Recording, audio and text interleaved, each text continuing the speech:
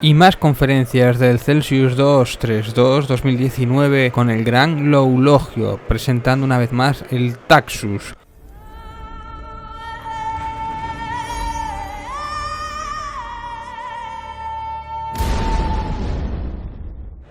Bueno, por favor, vamos a ir saliendo y entrando un poco en silencio porque como nos hemos pasado un poquito y lo vamos a recuperar, vamos a ir ganando tiempo y vamos a ir comenzando esta conversación, esta charla con Isaac Sánchez para hablar no de su obra Taxus, que va a ser lo que nos vamos a centrar fundamentalmente, pero el título que le hemos puesto a la charla no ha sido casualidad, ¿no? Que ha sido el largo viaje hacia un sueño cumplido, el largo viaje hacia Taxus. Oye, pero Jorge, pero vas muy rápido. Hola, ¿cómo estáis?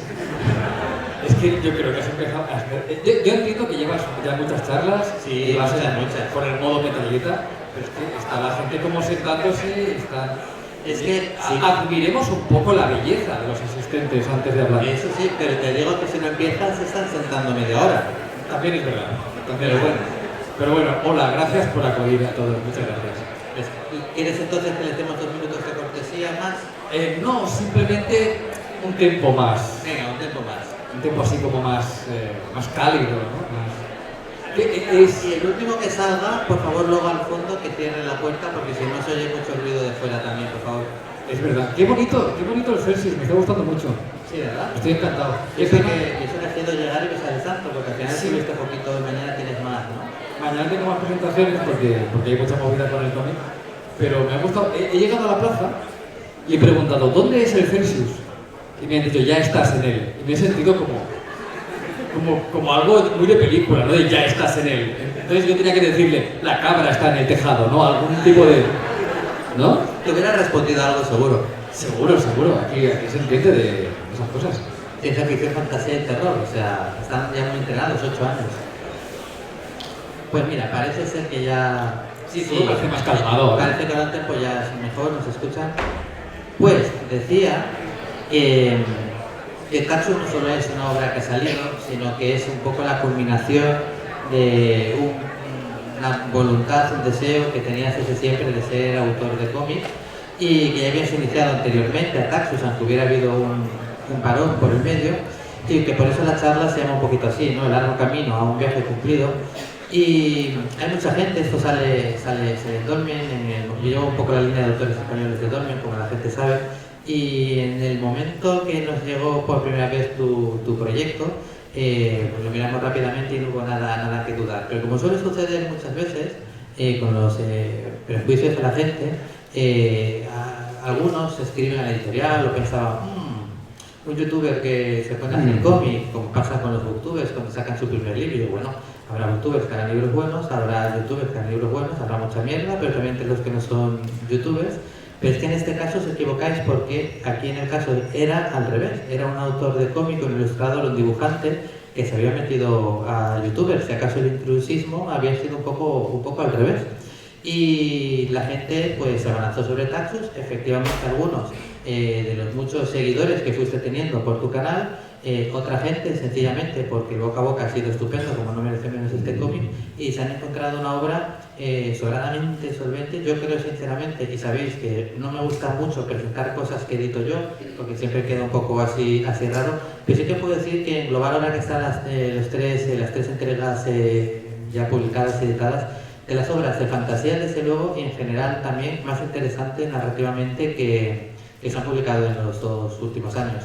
Pero... se ha publicado esta y ya está. Sí. Pero no se han publicado más. Han estado a punto.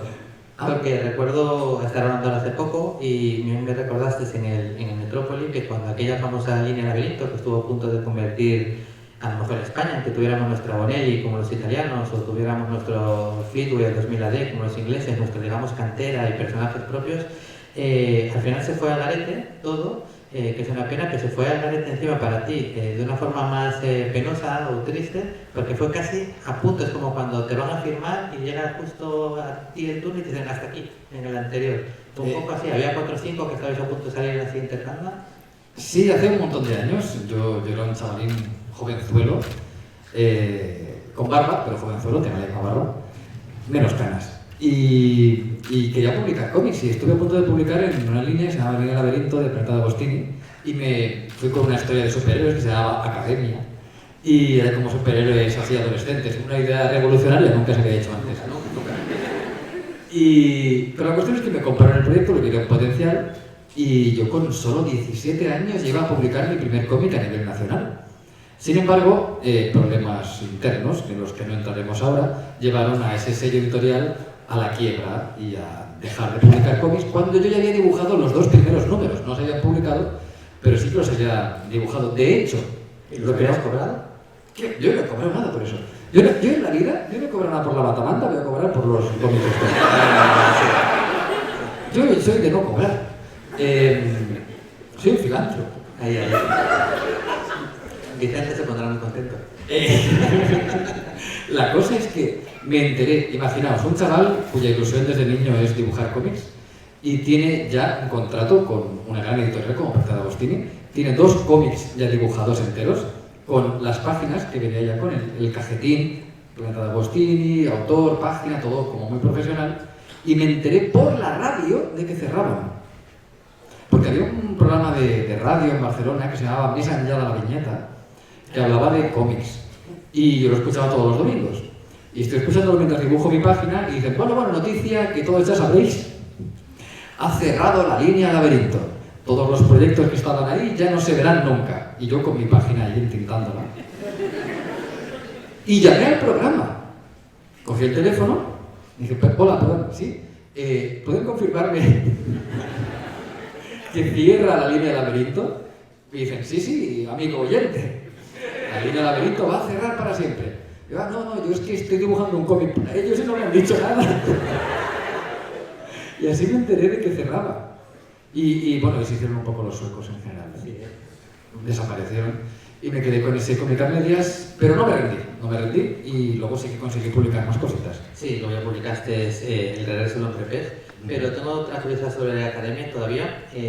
¿Iban a hacer cuánto? ¿3 números? ¿4? 4 lo he dicho. 4. ¿Y alguna vez te planteaste, evidentemente ahora con lo que has hecho, las páginas las verás y como siempre les pasa a los dibujantes, te parecerán atroces, pero igual ahí la idea, el germen, sí que te sigue gustando? Esa historia a lo mejor sigue teniendo la necesidad de salir de ti. Si te digo la verdad, la historia era una mierda. Eso no ha detenido a otros autores. Era muy mala. A ver, yo tenía 17 años y tenía los problemas, tenía las inquietudes que tiene un chaval de 17 años, o sea, y quería dibujar superhéroes molones que se pegaban de tortas y que eran los X-Men mal. O sea, yo creo que sí que para la edad dibujaba bastante guay y sobre todo creo que narraba bien para la edad que tenía y por eso me contrataron porque veía potencial. De hecho, en la revista Dolmen sacaron un artículo claro, yo me compraba la revista Dolmen y sacaron un artículo donde había 2 páginas mías que no fueron publicadas, que era lo que nunca se verá en el laberinto. Y ponía, aquí 2 páginas de Isaac Sánchez, un joven de 17 años que va para Promesa. Aunque eso no sé si está bien redactado, porque va para Promesa. Promesa no tiene es que aún no es Promesa. Eso, o sea, es normal. Eso lo escribí como cualquier otro.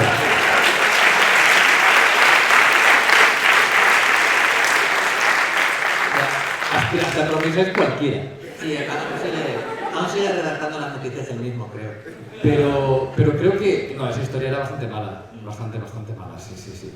Pero tenía ese rollito de ilusión, de trabajo. Pues mira, nosotros teníamos un programa de radio un poco anterior al que has mencionado, que se llamaba Dentro de la Viñeta. Veis que no éramos muy originales, poniendo nombres ninguno, pero recuerdo que le habíamos pedido material para sorteo a distintas editoriales cuando hacíamos 5 años y para aquel entonces nos dicen los de Glenal, pues tenemos un cómic que no hemos vendido nada, si quieres te podemos mandar un montón. Y nos mandaron un TVO que era El regreso del hombre pez. Ese fue mi segundo gran éxito. Sí.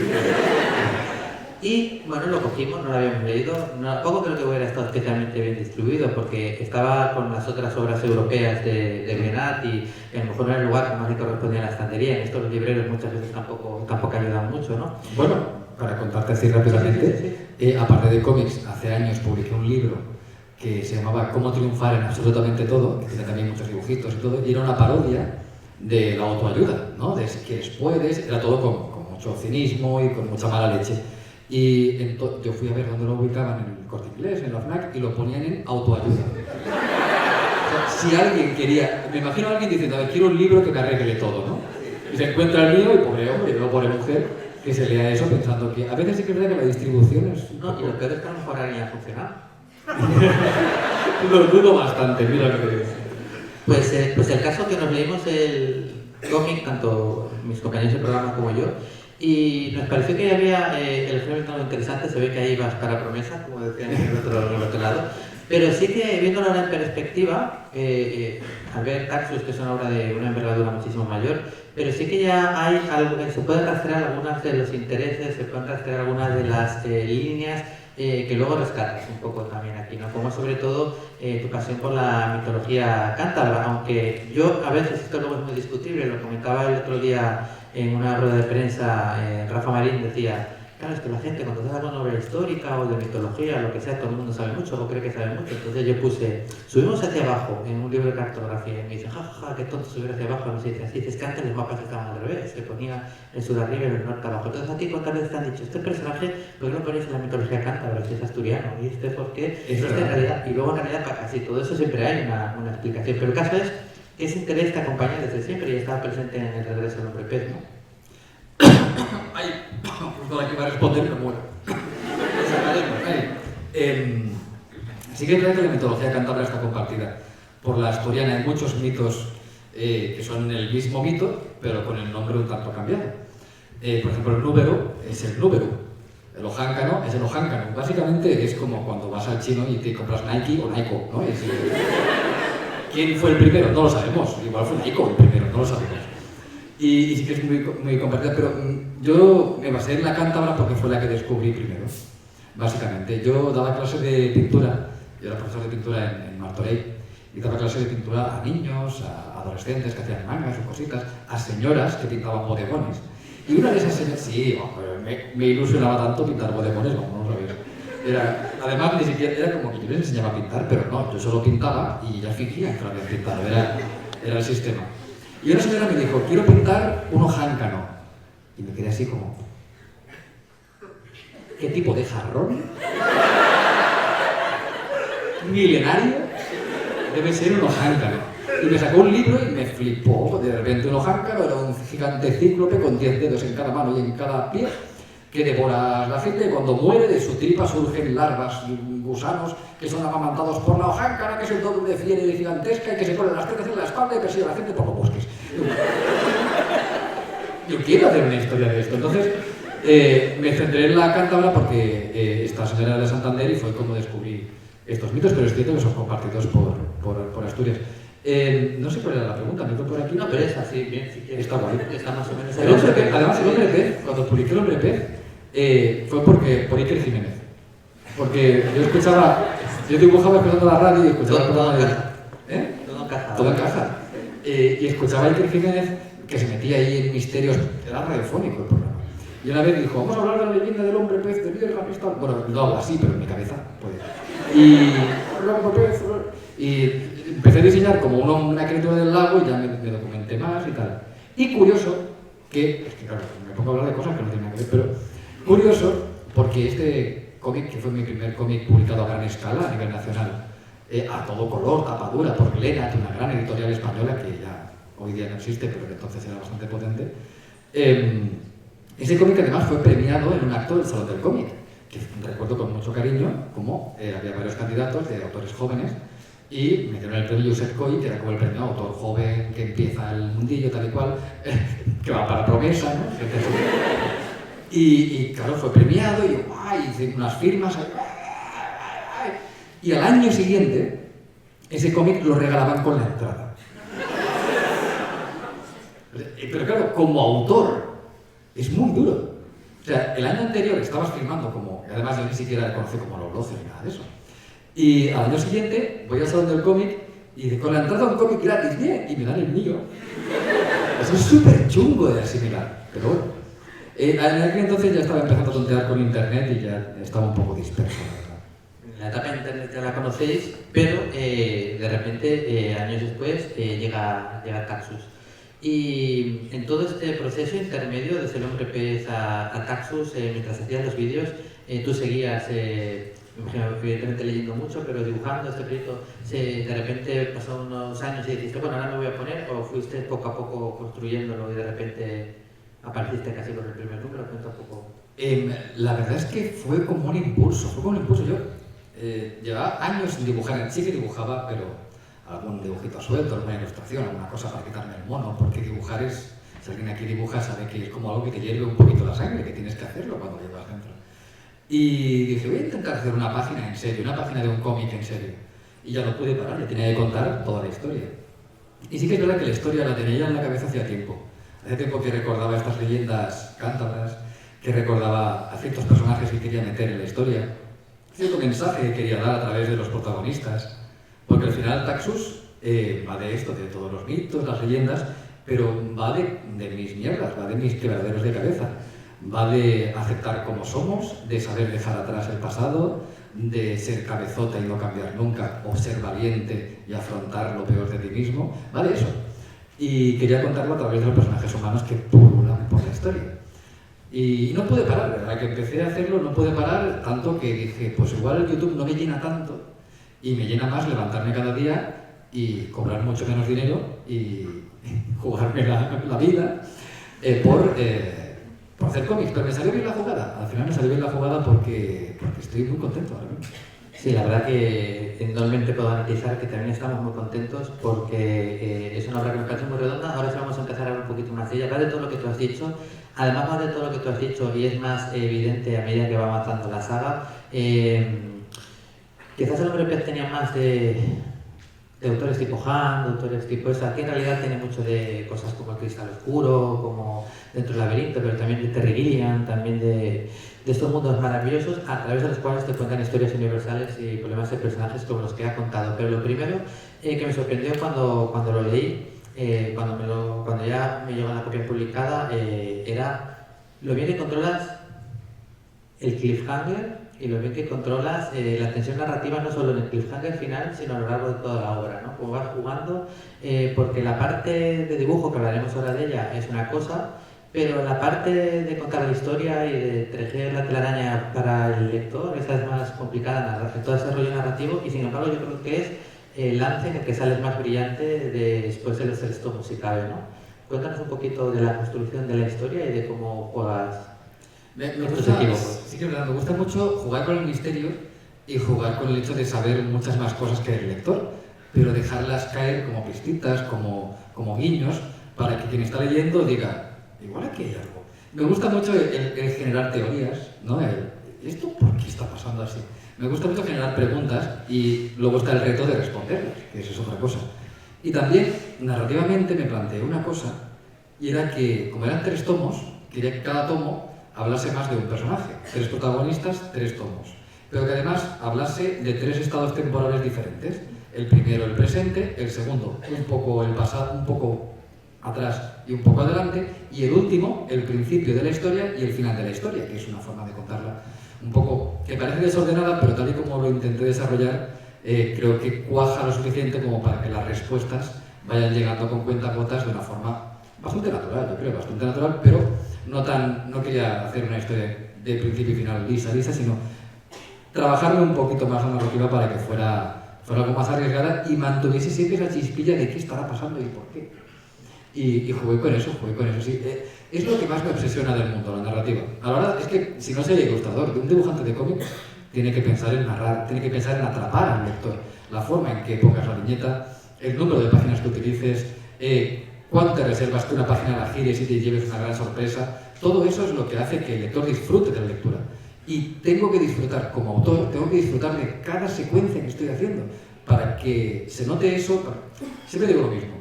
A veces hay momentos en que estás escribiendo una historia y sabes esto, y en medio dices, bueno, ya rellenaré.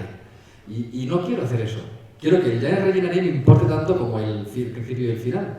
Y creo que eso se trasluce al final de la lectura porque hace que sea más dinámica, más intensa. Estoy dándolo todo en cada secuencia. Casi has respondido un poco lo que te iba a preguntar ahora, que es un poco lo del ritmo de lectura, ¿no? Un poco que al girar cada página puede haber una determinada sorpresa y que tú como autor tienes que saber qué colocas en cada cosa. El cómic es un medio, al contrario que pasa con los medios visuales, ¿no? Por ejemplo, en YouTube tú vas contando las cosas y la gente las va viendo al ritmo que tú las cuentas y vas en pausa, pero no puedes jugar con los tiempos. Pero en el cómic es el lector el que decide cuándo pasa la página, cuánto tiempo para cada viñeta, digamos que controla más el tiempo. Bueno, y eso se cree. Es lo que te digo, pero esa es una sensación falsa de libre albedrío. Y hay autores que no juegan nunca con ello, pero tú juegas muchísimo con esta sensación falsa de crearles un libre albedrío, porque creo que controlas en cada momento de forma perfecta. Ahora voy a hacerles que estén tranquilos, que piensen que son por aquí, ahora los destrozo. Sí. Y es un poco venganza, porque yo siempre, no sé, típicos seguidores de series y de cómics y tal, que cada vez que un autor me dejaba en cliffhanger, me quedaba en casa como, no, ¿cómo voy a esperar 6 meses para la conclusión? Pues quise devolverlo. Al soy yo el que lanza el cebo, ¿no? Y un poquito de eso sí que hay. Es verdad que el ritmo en el cómic lo puedes manipular a tu antojo y que la composición de página es un juego que no tiene ningún otro medio. En televisión no puedes componer de otra forma que el rectángulo, en cine tampoco, en literatura pues sí, puedes jugar un poco con las letras así desordenadas, pero va a quedar un poco anti, un poco raro. En el cómic, sin embargo, tienes una capacidad para generar sensaciones a través de las viñetas que es espectacular. Incluso para generar momentos que te suenen de algo. Desde el principio, desde el primer cómic, compuse páginas pensando en cómo compondría las últimas del tercero. Solo la composición, no el contenido. Con la intención de que cuando llegases a esas composiciones, de forma subliminal, te sonase de algo. Porque lo que quería era dar la sensación de que aunque todo ha cambiado, todo sigue igual. Entonces compuse páginas muy concretas, con una forma un poco rara, que luego se repite y el lector dice, ay, esto es raro, pero me suena y no sé de qué. Pues porque ya lo has visto, pero no lo sabes. Entonces, ese tipo de juegos es lo que me gusta del cómic, lo que hace único al cómic. Poder meterte de esa forma en la historia. El lector de cómics no es espectador, es participante. Yo creo que desde el punto de vista narrativo son igual de sólidos las tres entregas. Lo que pasa es que a medida que vas avanzando y vas avanzando la historia, como lector te vas dando cuenta de que la maldad estaba ahí desde el principio, ¿no? De que todo estaba tejido desde el principio, pero sí que a fuerza de hacer páginas has ido perfeccionando cosas y yo creo que, por ejemplo, del primer volumen a los dos siguientes has pegado un salto enorme en el nivel de dibujo, sobre todo en a lo mejor en el contraste entre algunos fondos y personajes y algunas pequeñas cosillas que no molestaban para nada la historia, ni siquiera el dibujo en sí, pero que eran mejorables. Y yo creo que al hacer tantas páginas seguidas hay un proceso de aprendizaje que quizás fue lo que tú más notaras, ¿no? Respecto a anteriores experiencias. Sí, además pasé de... Y el color, claro. Y el color me parece un elemento narrativo fundamental, sí, para sugerir sensaciones o entornos o climas. Y además pasé a digital. Y fue culpa de un amigo mío dibujante de Granada, que fui a su casa y estábamos discutiendo. Yo le decía, no, hay que hacer el cómic en tradicional, la plumilla, el pincel, el olor así a la página, a la textura, el mancharte. Y él me decía, no, pero en digital también sientes que estás manchando y sientes que estás dibujando. No, quita, que digital, no, millennial, quita. Y me dijo, bueno, prueba. Y me dejó su ordenador y su tableta. Y me dijo, prueba con este programa y con esta plumilla que está predeterminada, que tiene textura, y este papel que es de pantalla pero tiene algo de rollo. Hice 3 líneas y de vuelta a casa me compré un Mac, una tablet, y empecé a practicar con el digital, que al principio se me dio muy mal porque es muy raro. Yo me compré una tableta de esas que no tienen pantalla.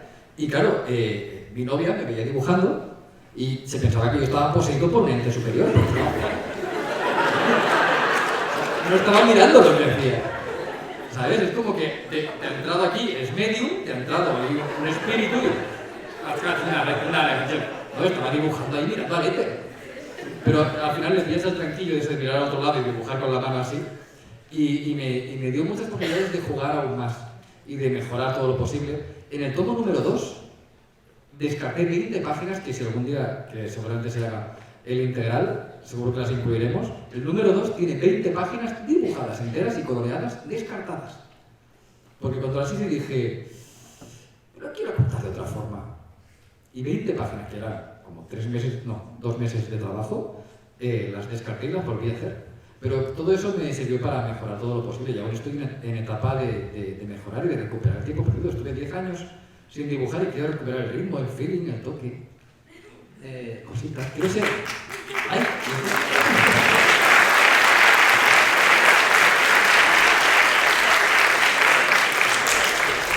Es espontáneo, aplauso.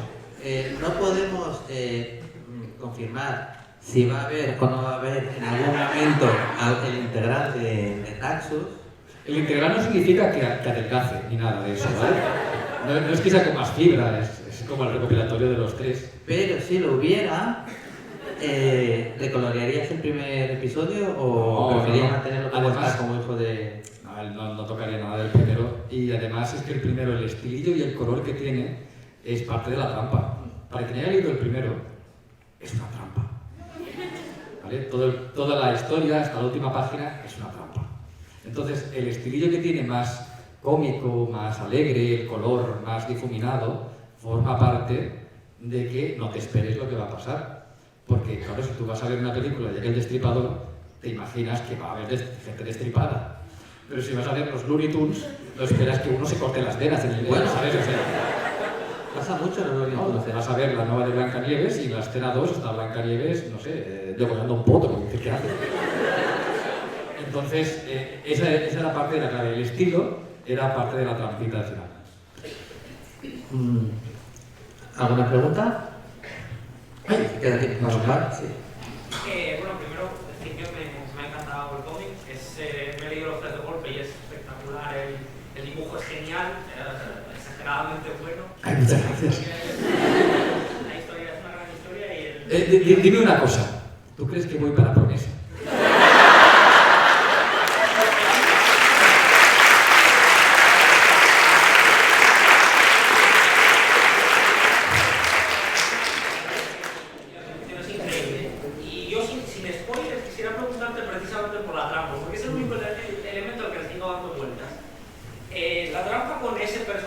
¿Cómo te lo digo? A ver, sí. ¿Estaba pensada desde el principio o...? Claro. No, estaba pensadísima desde el principio. La idea era subvertir el viaje del héroe. ¿No? El clásico viaje del héroe es la historia donde una persona normal se encuentra en un mundo que le supera, aprende unas cosas y vuelve más poderoso que nunca a través de la experiencia mística, fabulosa, fantasiosa. Entonces quería hacer eso, pero subvertir los elementos, que no fuera el viaje del héroe, sino que fuera el viaje del hijo de puta. Para quien no se haya leído el 1 ya sabe de qué va la historia. ¿Alguna otra pregunta? Animaos. Bueno, pues como queda así para llevar. Ahora de repente, ahora que quedan menos, ahora os levantáis todos. Sí. Bueno, es lo mismo. ¿No se ha leído tu cómic? ¿Por qué debería leerme tu cómic?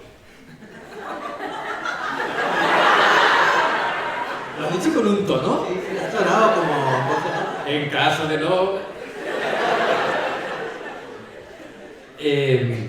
Pues porque, no sé, porque creo que te va a sorprender, creo que te va a llevar a caminos que no son los habituales en el tipo de historia así de fantasía. Está un poco patoso, ¿no? Como el vender la moto. Pero es verdad, yo creo que es una historia, todo el mundo me dice que le ha sorprendido, que le ha llevado a caminos insospechados y para bien, porque a veces la línea entre la sorpresa y la estafa es muy fina, ¿no? El final de Lost sorprende, pero es una mierda. Claro. Entonces, sí que creo, desde luego, yo creo que es un viaje satisfactorio. Todo el interés que le he puesto, todo el trabajo que le he puesto es para que sea satisfactorio para el lector.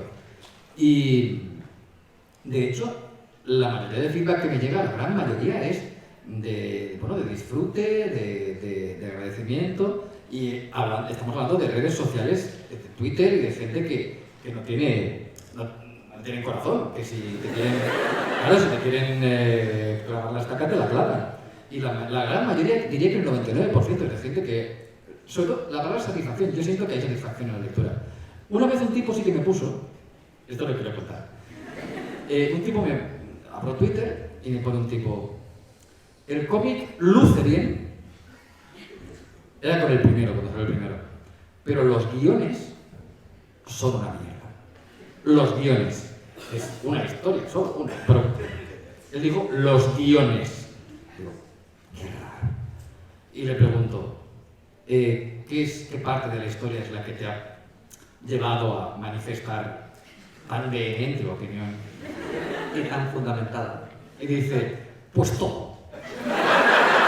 Esto es una conversación por Twitter que no tienes que hacerla en Twitter, no tienes que... Entonces yo sospeché que algo raro había y le digo, por favor, ¿puedes decirme algún momento de la historia de los guiones que te haya disgustado especialmente? Solo uno. Y responde, a ver, lo he ojeado en el AFNAC. Y me parece que está mal. Y va, bueno, ahí está. Un elemento de juicio bastante... block. Ya está. Sí. Esa edición integral que no va a salir. ¿Cuándo no saldría?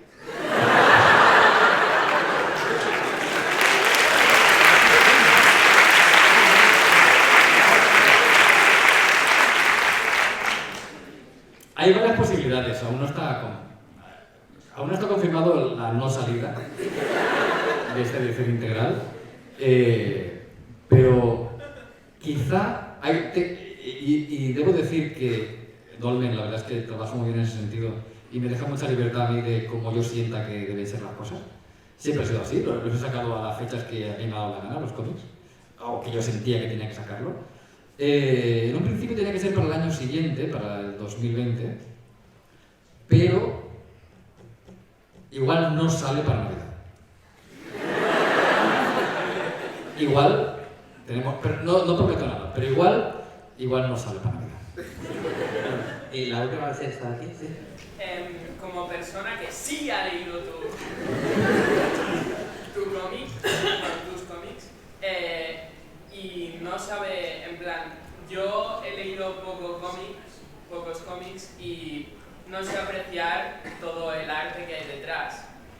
¿Qué recomendarías para poder apreciarlo como otras cosas, otros artes que sí que se aprecian? Hombre, para leer muchos cómics es fundamental para tener bagaje y saber ver diferentes... sobre todo, cómo es de diferente el medio ante otros medios de entretenimiento, el cine, la literatura en general. Pero no creo que tengas que ser un experto para disfrutar de una historia. No, sí, he disfrutado, pero ya sabes, no sé. Pues... Pero a mí pocas cosas me pueden parecer más guays que te digan que le ha despertado interés para ir leyendo otros cómics. Claro, lo que tienes que hacer es leer los cómics. Otra cosa que puedes hacer si quieres disfrutar más del cómic es frotarte un poco así. No sé, es rígido pero voluntarioso. Bueno, lee más cómics. Lee todo lo que puedas, que es un mundo, a todos os digo, leed cómics. Leed en general, leer es muy bonito. Es que no, de verdad, hay gente a la que le da cierta pereza y lo puedo entender, el tema de la lectura en general, pero una vez la descubres, es maravilloso, creces como persona leyendo, te adentras en mundos que son mucho más inmersivos que si vas a ver la última película de Zack Snyder. Bueno, ya he mencionado a la bicha. Bueno, que hay que leer. Bueno. Y nos hemos pasado un poquito, pero también hemos empezado un poquito tarde. Vamos a despedir este breve encuentro, aunque vas a estar, me temo, mucho rato firmando, y eso espero, sabéis que ahora ir al filmódromo, pero no queremos dejarte marchar sin que nos digas después de Taxus qué. Tengo varios planes paralelos en mi cabeza. Quiero trabajar en el género de superhéroes porque me interesa. Y tengo una historia pensada que tiene que ver con gente con poderes en Carabanchel. Lo digo en serio. Como muy de barrio. Y el otro día diseñé un personaje. Y lo puse en Twitter. Que se llama Senticor. Os cuento el personaje para que veáis por dónde van los tiros.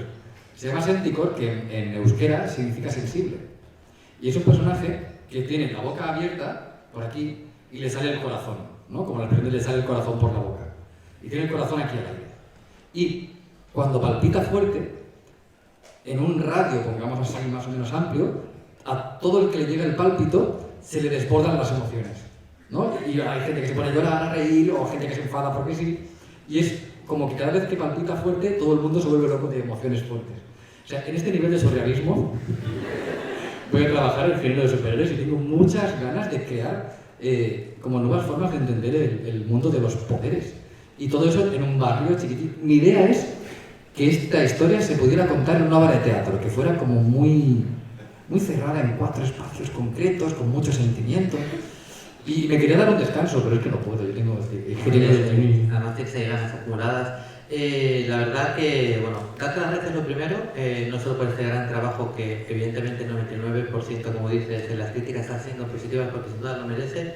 A la gente además lo que le suele extrañar es que sea una obra tan sólida en conjunto para haber realizado relativamente tan pocos cómics, pero sobre todo las gracias, perdón, te las tenemos que dar por no rendirte, por haber seguido con ese gusanillo perenne del cómic extendiéndose hasta que al final llegaste a Taxus. Y la mejor forma, por supuesto, aparte de hablar de los cómics y del trabajo que tenemos los lectores, de agradecérselo a los creadores, es uno, comprando y leyendo sus obras y con un fuertísimo aplauso.